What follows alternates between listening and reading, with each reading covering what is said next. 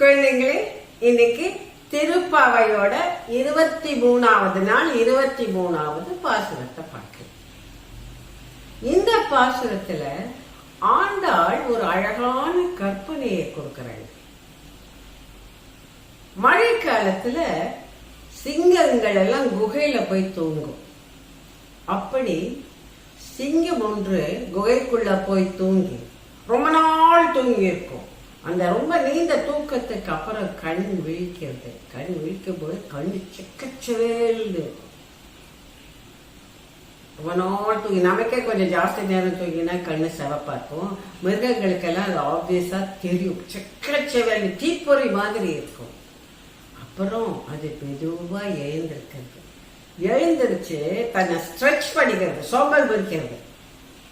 நல்லா காலெல்லாம் நீட்டி முதுகெல்லாம் வளைச்சு அதுக்கப்புறம் பிடரி இப்படி பண்ணிக்கிறது, சிலிர்த்துக்கிறது. அதுக்கப்புறம் தன்னை ஸ்டெடி பண்ணிக்கிறது. அப்புறம் கம்பீரமா நடந்து குகையை விட்டு வெளியில வர. அந்த மாதிரி கிருஷ்ணா, நீ உன்னுடைய தூக்கத்தை விட்டு எழுந்திருந்து கம்பீரமாக உன்னுடைய வீட்டிலிருந்து நாங்கள் இருக்கக்கூடிய இடத்திற்கு நடந்து வந்து எங்களுடைய கோரிக்கைகள் எல்லாம் என்னன்னு கேட்டு எங்களுக்கு வேண்டுவதை தர வேண்டும் கிருஷ்ணா அப்படின்னு இந்த ஆயர்பாடி பெண்கள் கேட்கிறாங்க. சாதாரண ஒரு கைங்கரியம், தெய்வ கைங்கரியம் பண்ணும் ஒரு பட்டரின் மகளான கோதைக்கு எப்படி மிருகங்களுடைய இயல்பு, குணாதிசயம் இதெல்லாம் எப்படி தெரிஞ்சிருக்கு? பெரிய ஆச்சரியமா இருக்கு. அவளுக்கு நல்ல உலக ஞானம் இருக்கிறதுன்னு நமக்கு இப்ப தெரியும். நேற்றுக்கு உங்களுக்கு பலராமனை பத்தின கதை சொல்லு. இன்னைக்கு 9வது அவதாரம் கிருஷ்ணாவதாரம். கிருஷ்ணாவதாரத்தை பத்தி இப்ப நான் புதுசா சொல்றதுக்கு ஒண்ணும் இல்லை, ஏன்னா நிறைய நான் சொல்லியாச்சு. கிருஷ்ணர் பிறந்தது, எப்படி அவர் வளர்ந்தார், எப்படி அவர் வளரும் போது அவர் என்னென்ன தொல்லைகள் ஏற்பட்டன, அது எத்தனை அசுரர்களை அவர் கொண்டாருங்க, எல்லாத்தையும் உங்களுக்கு நான் சொல்லிட்டேன். இப்போ புதுசா ஒரு விஷயம் சொல்லப்படும். இந்த அவதாரம் எப்படி முடிஞ்சுது, அதாவது கிருஷ்ணர் எப்படி இறந்தார். மகாபாரதத்துல காந்தாரி அவருக்கு ஒரு சாபம் விடுறார். 36 வருஷத்துக்கு அப்புறம், இந்த குருட்சேத்திர போர் முடிஞ்சு 36 வருஷத்துக்கு அப்புறம் இந்த யாதவர் குலம் அப்படியே பூண்டோட அழிஞ்சு போகும்னு ஒரு சாபம் கொடுக்கிறார். அப்படி 36 வருஷங்கள் கிடக்குது. இந்த யாதவர்களும் பழைய மாதிரியான நிலைமையில இல்லை. அவங்களுக்கும் சில கெட்ட குணங்கள் எல்லாம் வருது. ஒரு நாள் நாரதர், விஸ்வாமித்திரர், கண்வர், இந்த மாதிரி பெரிய பெரிய மகர்ஷிகள் எல்லாம் வரும் பொழுது இந்த யாதவ கூட்டம் வந்து இவர்கள் எல்லாம் பார்த்து கிண்டல் எழுது. ஒரு ஆம்பளைக்கு கர்ப்பிணி வேஷம் போட்டு இவங்க கிட்ட வந்து, ஏய் முனிவர்களே, இந்த பொண்ணுக்கு என்ன குழந்தை பிறக்கும் சொல்லுங்க அப்படின்னு எகத்தாளம் பண்றாங்க.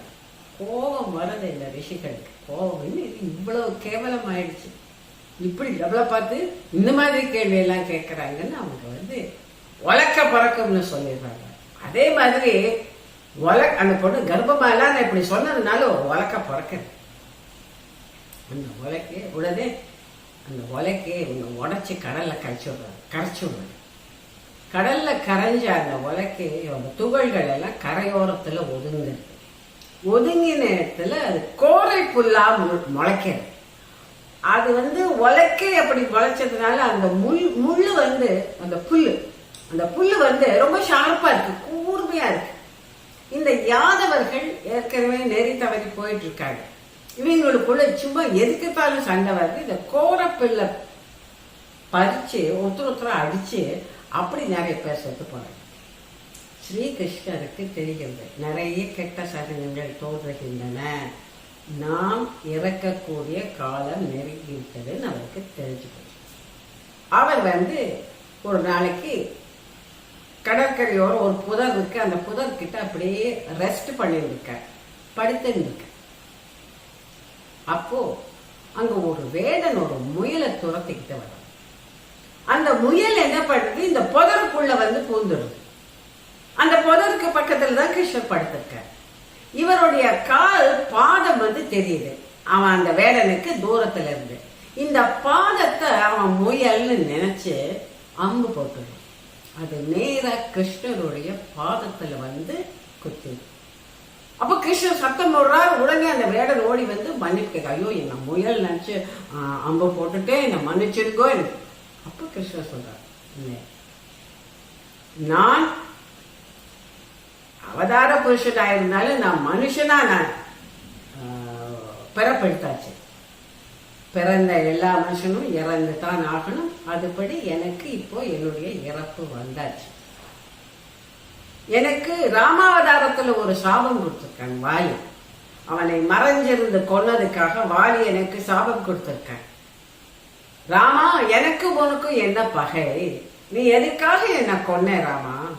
எங்களோட குரங்கு இனத்துல இந்த மாதிரி பெண்ணை கவர்ந்து கொண்டு போறது அதெல்லாம் சாதாரண விஷயம். அதெல்லாம் ஒரு தப்பு இல்லை. நீ வந்து எதுக்காக அதை தப்புன்னு நினைச்சு எனக்கு தண்டனை கொடுத்த? என்னை நேருக்கு நேர் கொல்ல முடியாதுங்கிறதுனால மறைஞ்சு இருந்து கொன்ன இல்லையா? அதே மாதிரி நான் உனக்கு உன்னுடைய அழிவை கொடுப்பேன் அப்படின்னு சொல்றான். இப்போ கிருஷ்ணர் சொல்றார், அப்பா வேடனே, நீ தான் அந்த வாலி. மனுஷங்களுக்கு வந்து முற்பிறப்பு ஞாபகம் எல்லாம் இருக்காது. உனக்கு நீ யாரா முற்பிறப்புல இருந்தேன்னு உனக்கு தெரியாது. நீ முற்பிறப்புல வாலியா இருந்திருக்க. அந்த சாபம் இப்ப நிறைவேறி போகுது. இப்போ இது எனக்கு வந்து இறக்கும் தருணம், என்னுடைய அவதாரம் முடிய போறதுன்னு சொல்லிட்டு கிருஷ்ணர் இறந்து போறார். கிருஷ்ணர் இறந்து போன உடனேயே நிறைய கெட்ட சகுனங்களால் நடக்கிறது. துவாரகையே தண்ணி கடியில மூழ்கிறது. அதாவது நேச்சுரல் டிசாஸ்டர் வருது, பெரிய வெள்ளம் வருது, ஒரு பெரிய சுனாமி மாதிரி வெள்ளம் வந்து துவாரகையே தண்ணி கடியில போயிடுது. அப்போ கிருஷ்ணரோட துவாபர யுகம் முடிகிறது. அப்போ அது என்ன துவாபர யுகம்? புராணங்கள்ல காலத்தோட அளவீடு இருக்குல்ல, மெஷர்மெண்ட், அது எப்படி பண்ணினாங்கன்னா 4 யுகங்கள், கிருத்த யுகம், திரேதா யுகம், துவாபர யுகம், கலியுகம். இது வந்து சைக்கிள் மாதிரி வந்துட்டு இருக்கும். இப்போ எப்படி ஜனவரி, பிப்ரவரி, மார்ச் எல்லாம் 12 மாசம் வந்துட்டு அடுத்த வருஷம் பிறக்கும் போது திருப்பி ஜனவரி வருது இல்லையா? அது மாதிரி இந்த 4 யுகத்துக்கு பேரு சதுர் யுகம்னு பேரு. இந்த கிருத்த யுகம் இருக்கு இல்லையா? கிருத்த யுகத்துல இருக்கிறவங்க ஜனங்கள் எல்லாரும் நல்லவங்க, 100% குட் பீப்புள்.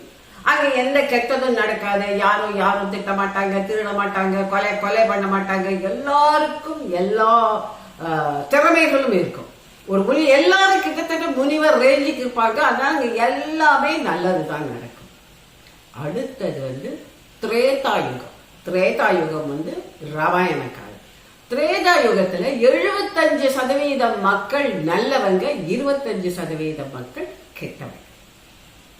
அடுத்தது துவாபர யுகம். துவாபர யுகத்துல மகாபாரத டைம், 50% கெட்டவங்க, 50% நல்லவங்க. இப்ப கிருஷ்ணனுடைய இறப்போட துவாபர யுகம் முடிஞ்சு போறது. அடுத்து ஆரம்பிக்கிறது கலியுகம். நாளைக்கு அடுத்த பாடலோட விளக்கத்தை சொன்னதுக்கு அப்புறம் கலியுகத்தை பத்தியும் அடுத்த அவதாரத்தை பத்தியும்